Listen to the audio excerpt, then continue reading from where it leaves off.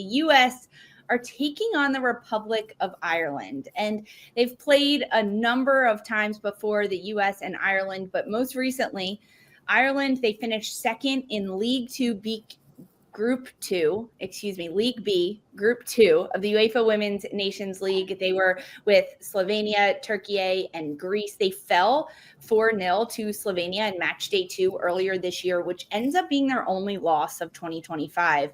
And then in the second meeting against Slovenia, they ended up beating them 1-0. But this is a team, Sandra, that the U.S. knows really well. Ireland knows the U.S. It is a familiar partnership and relationship here. What can we expect from the Republic of Ireland in these friendlies? I think on paper, folks are going to look at the record, the all-time series, even the recent meetings between these two sides, and say this is a team that the USWNT is going to go out and beat.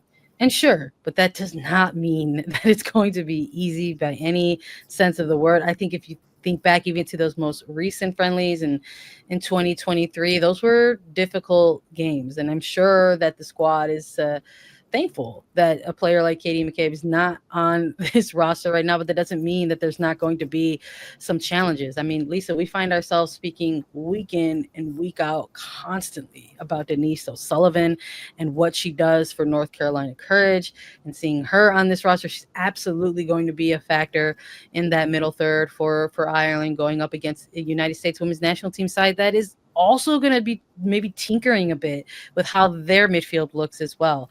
The team captain's out in this one. There is no Lindsay Heaps available for this election. So how is the USWNT midfield going to look going up against one that's led by Denise O'Sullivan? I mean, think we can expect a bit of a physical match at times, for sure. It's not something that Ireland is unfamiliar to bringing to games against the United States. And because they are a bit of a younger squad in this one, I'm sure their head coach wants to see that type of match. They want to see their players live up to maybe some of those prior expectations of the team. They want to see them go toe-to-toe with the number one in the world and not be intimidated.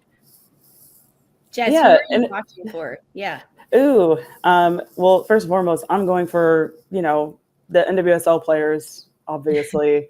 Denise O'Sullivan, a longtime teammate of mine, and I call her, don't even let her size fool you, because I call her the juggernaut in the midfield, because that's exactly how she played. And, whenever the U.S. goes up against Ireland, it's always a fight. It's never an easy game for the United States. I've had the experience of playing against them, representing the Crest as well. My goodness, they are a tough team. They're a bunch of, juggernauts on that team. And let me tell you, they're going to go full 90, and they're not giving up. So I think it's going to be a much better game than we think. Don't let rankings fool you right now, because this is a very scrappy team who's not going to make this an easy game for the United States. I think scrappy is a really good word to use for the way that Ireland's going to play. They're going to get stuck in their tough tackles against the U.S. and against some of these younger players or inexperienced players at the U.S. I could see them getting a little shell-shocked at, oh, wow, this is how hard Ireland's going to hit us. Mm-hmm. This is what it means, because Ireland has a lot of reputation to play for. And we talked about this before going live today. This Ireland roster is made up of a lot of Americans, players that have played collegiately in the States, that grew up here in America. They understand exactly what the U.S. women's national team is made of. And it is their job, their reputation as Republic of Ireland players, to go and disrupt that. See what they can get off of the U.S. And a player like Denise O'Sullivan, who has played for so long in the NWSL, I think she's a really good example of how you can have a player that does both, that understands both sides of it and can really lead her Irish team. So realistically, probably a pretty physical game. Without Katie McCabe, though, on this Irish roster, she's getting a bit of a rest for her international window, so she's not in here. How much does that change how Ireland is going to be able to play, specifically without McCabe? I mean, I think it'll still be, at times, there will be stretches where there will be some moments of like stable or structured organizational defense. I think this is the United States women's national team side that no matter who's been in the rotation, we're talking about newer names or less experienced players. The methodology has been consistent for these players. The coaching staff gives them their tasks. They say, we want you to go out there and do A, B, and C. And so we have seen stretches where maybe the United States has found a little bit of unpredictability. We saw some of that against China, where maybe they thought they were going to come out a certain way, and these players had to find themselves making adjustments very quickly in real time. They thought maybe they would sit back a little bit. That is not what they were tested with in the opening 5 minutes.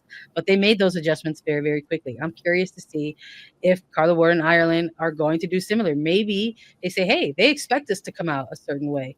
This is the opportunity to maybe go into our bag of tricks and present something a little bit different over the not one, but 2 matches against the United States women's national team. But I do think ultimately this is still going to remain a little bit of a physical game. I think there's going to be stretches where this Ireland side tries to take it to the United States a little bit. They're not afraid to go into challenges. They're not afraid to go into duels.